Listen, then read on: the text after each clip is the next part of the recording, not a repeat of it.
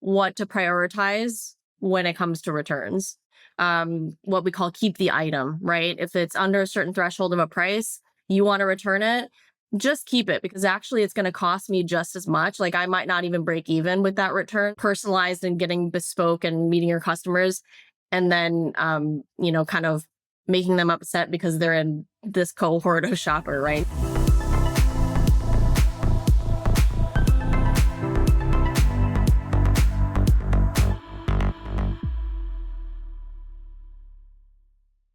I think the reason I wanted to chat about returns was because, everybody talks about holiday peak, which is we're in now, right? So that starts leading up to Black Friday and now all the way through Christmas.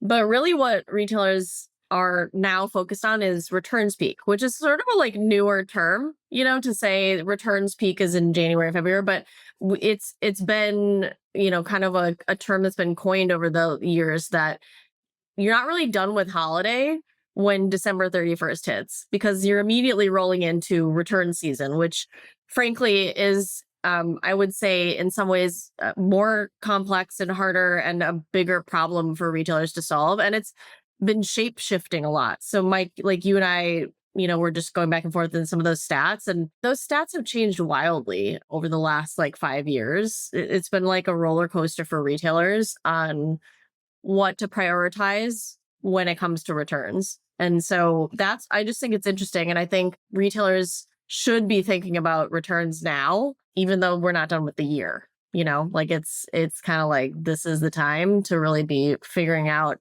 any last minute kind of return strategies. And again, like I think it's going to be highly dependent on kind of how the year shakes out for retailers, right? A lot of retailers are on retail calendar, which means they're actually not done with their fiscal year until January, end of January. So there's a little bit of time left to maximize sales, but returns comes on pretty fast right after the holidays. So that's kind of what was top of mind for me. It's really interesting. And I also was shocked by that stat. 72% is huge. And I think we have to back up, rewind to kind of 5 years ago. And so when COVID hit and it was 2020, and everyone was scrambling to get online. So that was the first problem, right? With COVID was like, do you have an online presence? If you don't, fix that. Then the second problem, honestly, was everybody was buying online, which meant everybody was returning a whole bunch of stuff that they bought online. And so the genesis of free returns and kind of frictionless returns, I think in earnest started in 2020.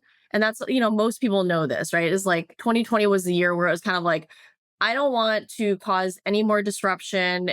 Like the supply chain is kind of maxed out as it is, both outbound and inbound, supply chain issues.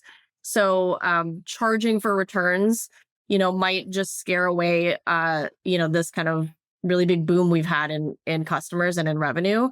And so that was the theme, from like 2020 to 22, basically. So those two kind of like really heavy years of online sales, everybody spiked up. And of course that was a bit artificial, because once we came back down in 2023 and 24, it was like, okay, we're not going to necessarily anniversary those sales.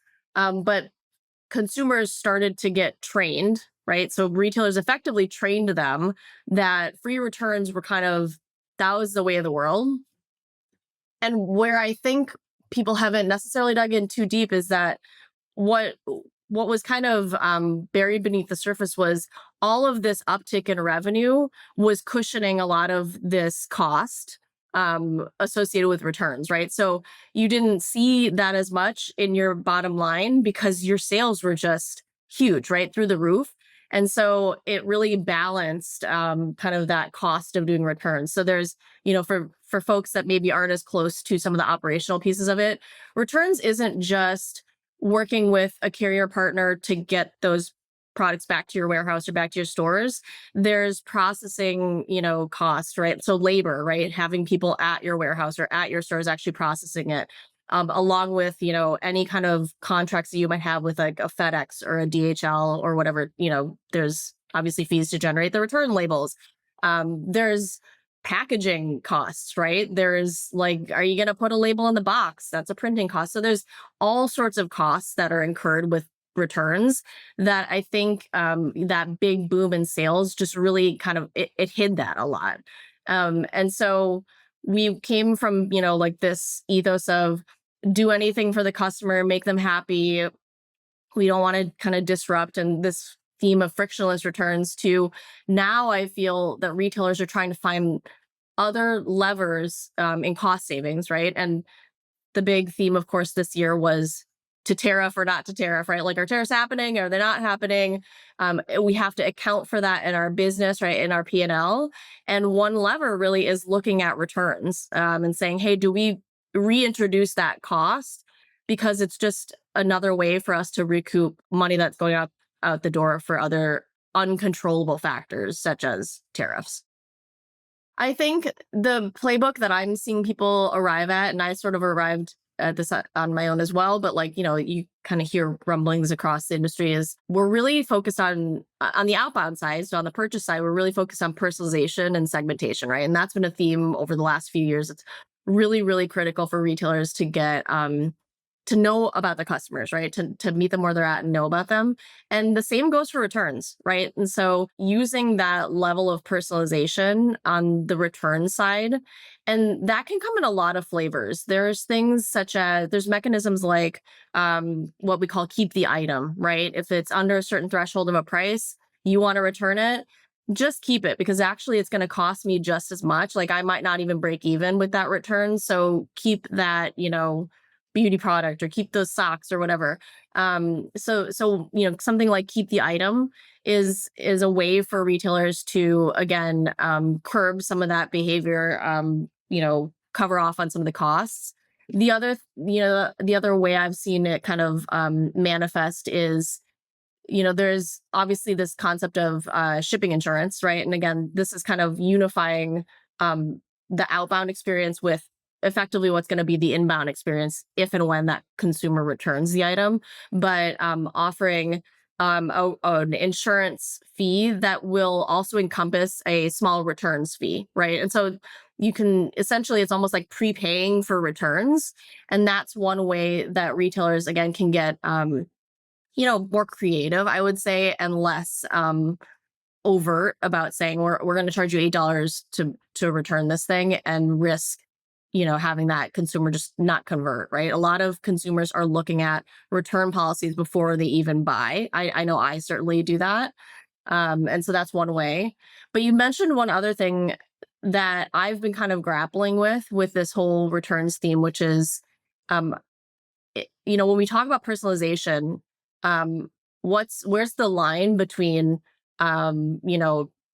personalized and getting bespoke and meeting your customers, and then, kind of making them upset because they're in this cohort of shopper, right? Knowing something about your shopper that maybe they don't either agree with or know, like, why you're making that decision, right? So Mike gets free returns because Mike has spent a ton of money, but Vito doesn't get free returns because he's constantly returning and his net customer lifetime value is like 0, right? So like that balance, and that's where kind of, I think, a lot of the mindset is shifting, is we want to do personalized returns, or we want to do at least maybe a few different flavors of returns, but how do we do that without making our customers mad, right? So that's now like the new challenge that I've seen. Of course, it doesn't have to be shipping insurance. I've actually seen it done both ways, where one is it's rolled into, like there's companies like Route, and there's other folks out there that do shipping insurance. They offer that, right, to sit on the checkout page where you can toggle it on or off. And so what I've seen is some retailers actually wrapping that fee, whether it's like a $2 return fee, like saying, okay, if you buy this shipping insurance, it actually covers your return fee should you need to return this in the future, right? It covers the whatever $3 cost. And then the other way really is just a plain old, like, buy this returns fee up front. And it doesn't have to be, it doesn't have to be part of insurance, but buy this up front so that down the road we don't have to charge you double, let's just say. And so I've seen actually it done both ways myself, just transacting as a consumer. And so I think that's kind of interesting. I will say it's kind of more of a risk-free for the consumer, right? So that you feel better about either getting charged less or having it wrapped into some other value add, like an insurance. I don't buy insurance when I shop online, first of all, for any of my e-commerce purchases. They're so piddly. It's like, whatever. I'm not going to when I paid $3 because I'm afraid this t-shirt's going to get lost in the mail. It almost like that doesn't matter as much to me. So I'm not a big insurance purchaser for my online purchases. And it does feel a bit like nickel and dimey. I agree to consumers to say, like, there's this other thing. And if you don't get it, we can't really guarantee that we're going to help you, right? Which is not a great message to send consumers. I do think that there's other ways likely to, supplement the costs and like kind of the burden of costs that they're seeing. But I think this is maybe one that's most obvious that I've seen a lot of retailers go for first. But I do think there are other ways to, again, like take care of that returns cost or at least maybe, again, segment it in such a way, again, using intelligence about your consumer base that helps you offset some of the costs, maybe not all of it, but part of it, right? And so I think that's really what we're looking at is how do you get creative about offsetting those costs? Frankly, it can't be all or nothing, right? There's no way that, adding a $2 fee at conversion at checkout is going to solve all of your returns problems. There's a whole bunch of other factors that go into returns besides just the operational piece. The merchandising piece is the other huge thing, right? Is this product is something just wrong with it? And is that information, you think about like our returns insights product, which is, within our intelligent returns suite.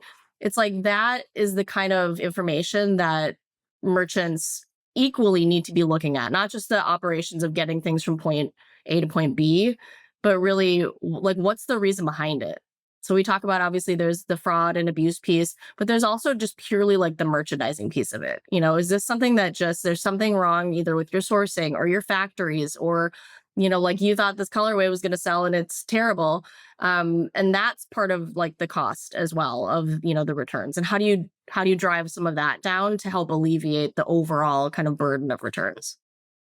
Another way to think about it too is it just kind of jogged my mind with, back to our intelligent returns capabilities is that really what that does is it helps you eliminate or just determine like what are the controllable factors, right? So we all know that hardcore fraud, like in returns, like maybe that's just not something you can control.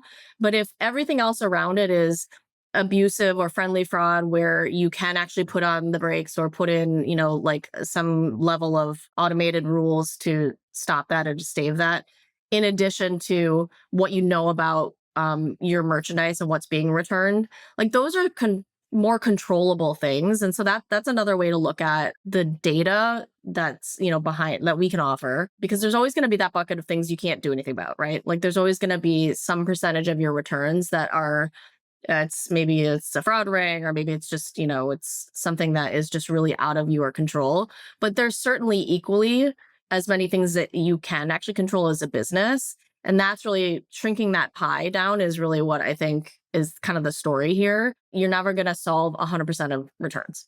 Like that's the reality. Like returns don't go away. You're in a business, you're a merchant, you're in a business selling tangible goods to people. It's going to happen. And even retailers that I talk to, they're like, we don't have a returns problem. It's like, everybody has returns if you sell something. Like that's just not possible.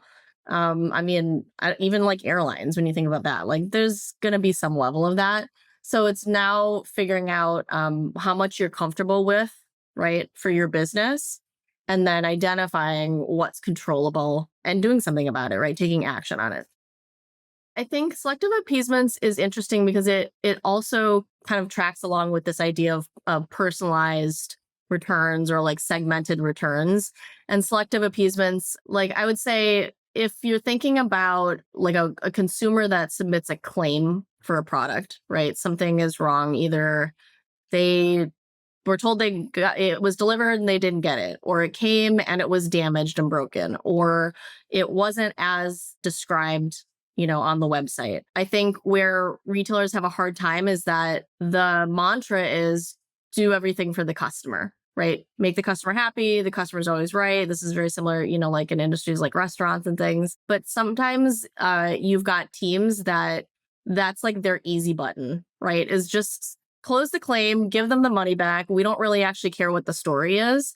But that's a huge leakage point for retailers right now, is that people are calling and claiming things, and you've got teams, unfortunately, like humans, making that call and saying, I don't really care. Just give them their money back. It's only $200. And so, similar to kind of identifying what you can control and what you can't, I think like layering our selective appeasements and really the intelligence that powers that is what will allow retailers to stop putting a lot of resources in reviewing, which likely is a manual effort, right? Reviewing all these claims that come in, right? You think about these CX teams, their job should not be to review every single claim that comes through and make a human decision on that, because they have probably 50 other things that they should be doing. And frankly, more value added, activities in, within their company, like product education or upselling and things like that, right? But instead, they're kind of saddled with this burden of manual review for appeasements, when the reality is most of those things can be decided, again, based on some level of intelligence, automated kind of rules that are determining, okay, this is sketchier, this is not. We've seen this person do 20 claims in the last week, whereas this other person, this is the first time they're claiming it, and they sent in a photo and it's broken, right? And so I think like leveraging that intelligence layer, and I would say deflecting really is the other piece of that. So using that intelligence to deflect that activity in the first place is huge for appeasements, because it really unburdens those teams of that workload that frankly isn't a great use of their time ultimately.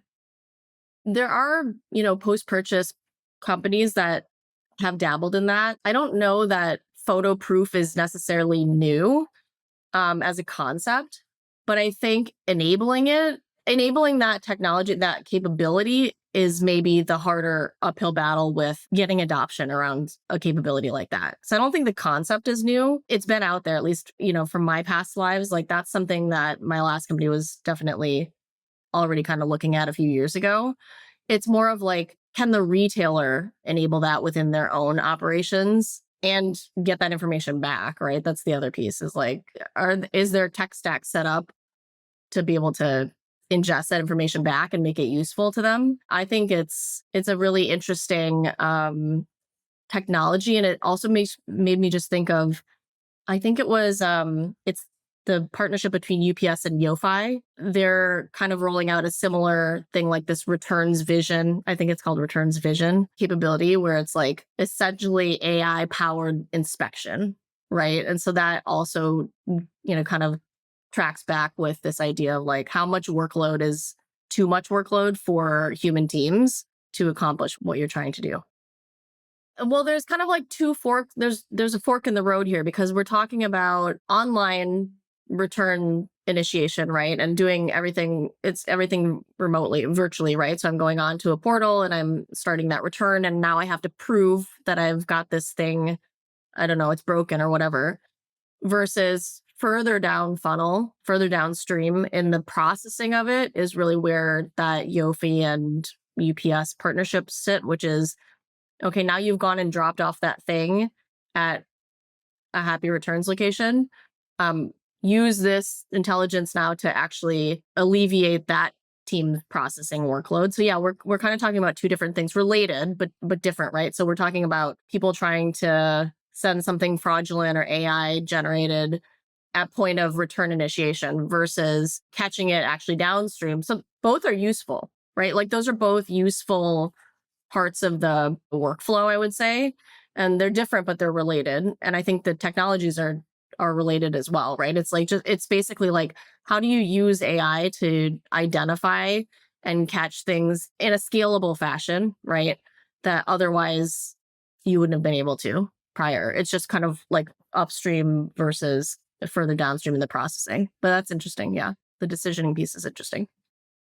I think I mentioned this in our last chat, but the retailers that are going to come out ahead are synthesizing information and likely using AI or some level of intelligence, some intelligence layer, whether that's a business intelligence tool or whether that's, something they built in-house, to synthesize their sales information every single day for the rest of the holiday peak to help inform some of these return strategies going into 2026. I think really those are the best in class retailers are going to do that and have been doing that right now instead of waiting, which in the past we've seen it takes a long time for retailers to get all this information together. They have to report on it. They usually have to report up to leadership, maybe to the board of their company. And so doing that now and getting ahead of it will actually inform them of what they need to do next year, and B, are there things they can, iterate on and finesse going into returns peak, which starts right away. And frankly, returns start in December. And they'll go through like February.